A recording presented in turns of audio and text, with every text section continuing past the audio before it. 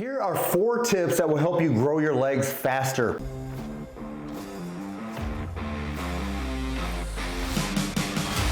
Now, the first thing I want to share with you before I get into some of these exercise tips that I want you to do is if you really want to grow your legs, I like to add frequency. So not once a week, but 2 times per week training. Now, not everybody can do that with the schedule that you have from week to week. If you're a busy guy, it may be a little bit more difficult to do that. But with that said, typically the volume I like is anywhere between 12 to 16 overall sets per week. Now, if you're able to do 2, weekly workouts, you can split that up over both. Do one workout with, let's say, 8 sets for legs. The next workout with 6 to 8 sets for legs. Meaning, if you're splitting it up that way, you can actually pair your legs with another body part, so you can make that fit into your schedule. That's one of the best things to do is just add more frequency. Anytime you add frequency to a body part, it typically helps you add more size and strength to that body part, as long as you're following the right rep cadence and everything. So with legs, that can be anywhere between 8 repetitions to 20 repetitions. 20 reps squats, very effective for adding more size to your overall legs. All right, with that said, the very first type of exercise you need to make sure that you are doing is a squat.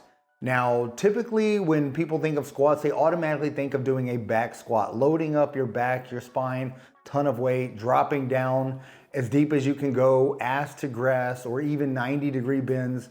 Now, that's not necessarily what I'm talking about, specifically for you guys that are older. Now, back squats are great. I'm not saying you cannot do them, but there's a lot more effective ways to do squats when you get into your 50s, 60s, 70s, and even older than that. I've got 3 80-year-olds in my one-on-one coaching program, so you can still do squats. Now, when I'm talking about squats, I'm talking different squat variations.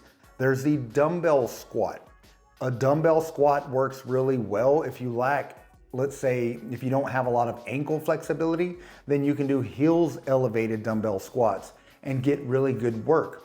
You can also do goblet squats or different types of front squats. There's front squat machines or dumbbell front squats. So there's a lot of different types of squatting that you can do. Now, one key point I want to make, you don't have to use a ton of weight either. So when we're doing squats, you want to lower the eccentric portion. Anytime you're going down towards the bottom in a squat position, that is an eccentric contraction. In the eccentric phase, take your time getting down into that bottom position, 3 to 5 seconds. That's gonna add intensity, which will allow you to create more time under tension as well using less weight. One of the best ways to add intensity without having to overload the weight. All right, we already talked about doing the squat, so that's gonna work your overall leg musculature, but you also wanna make sure you're doing some type of deadlift. Now, again, there's several different types of deadlifts. There's the conventional deadlift that you see power lifters doing, strongmen doing, things like that. I see a lot of people doing those where you're just pulling weight off of the floor. Now, once again, I don't necessarily want you to do that. As an older guy, you don't really need to go that low. If you got a lot of mobility in your hips, in your ankles, and your knees are strong, your back is strong, and you love doing deadlifts, by all means, do the deadlifts. There's also sumo deadlifts, where you'll see the very wide stance. Wide stance, you can do an overhanded, underhanded grip like you see me doing here. You can do that grip as well. That's gonna allow you to hold a little bit more weight. And this also, when you widen your stance that way, it's gonna work a different portion of your legs. It's gonna work your glutes, your adductors. So you're gonna get your overall legs worked, but this just shifts the emphasis slightly to some of those other muscle groups. The other one that I prefer, and I typically recommend and put in all of my clients' programs, are RDLs, the Romanian deadlifts. These can be done with the barbell like you see me doing here, but even more convenient, it can be done with dumbbells. You can do dumbbell RDLs, which is probably the one I plug into my clients' programs the most, which is gonna allow you to be able to do these at home. But I do like adding overall deadlifts, any one of these that we mentioned, because it also works your entire posterior chain. So it's gonna work your upper back, mid back, the inner core muscles, and your leg muscles as well. So those are gonna be phenomenal. But now that we've talked about these, another thing that I really like to do is do some unilateral work. Work each side independently. So for that, I like reverse lunges. That's one of my favorites as opposed to walking lunges or forward lunges.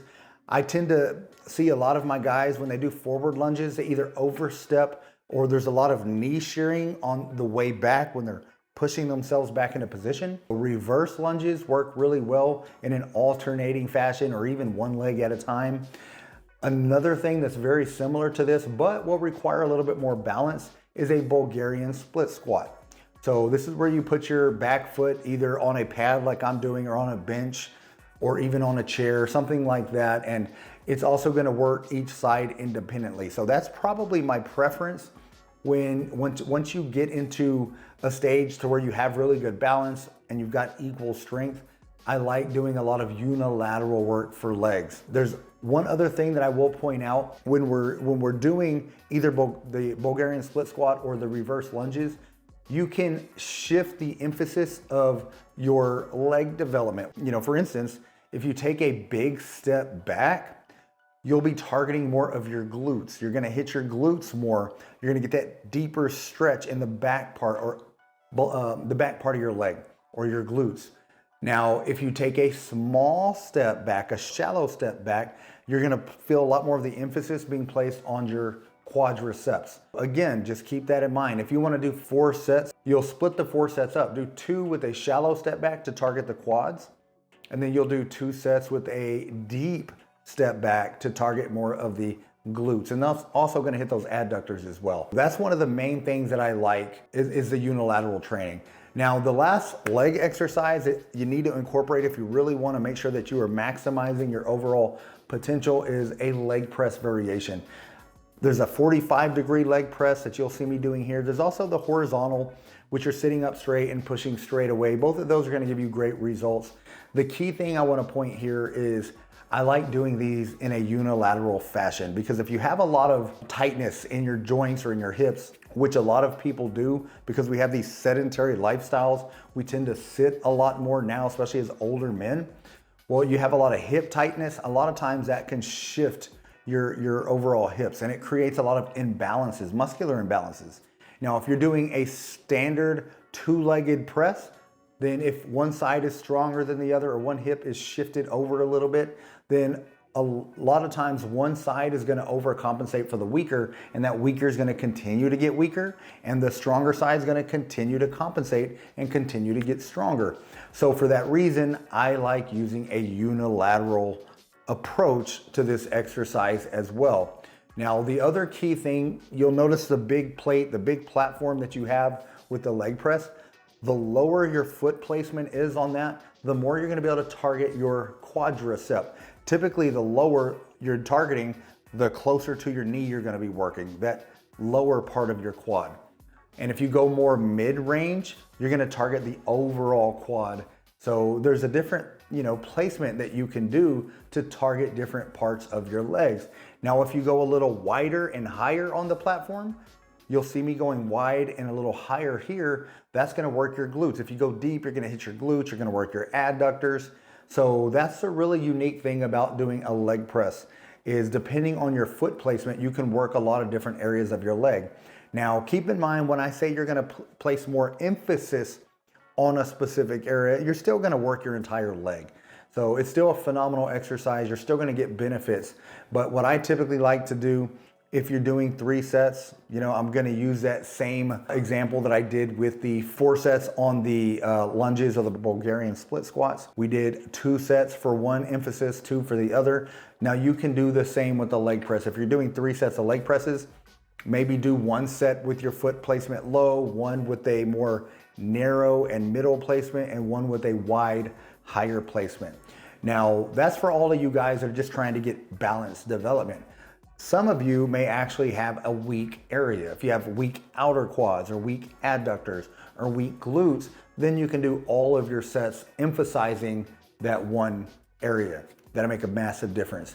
But there you have it. If you follow these exercises, if you incorporate these exercises into your workout and then play with the rep ranges. I already told you the volume that I like and frequency that I like, but the rep ranges can be try 12 to 15 for one workout and then shoot up 15 to 20 for another and then 8 to 12 for another. Just go all over those rep ranges. That way you get a little bit of overload work with the lower end of the reps. You can go a little heavier, and then some higher endurance. It's gonna allow you to work your type 1, type 2 muscle fibers.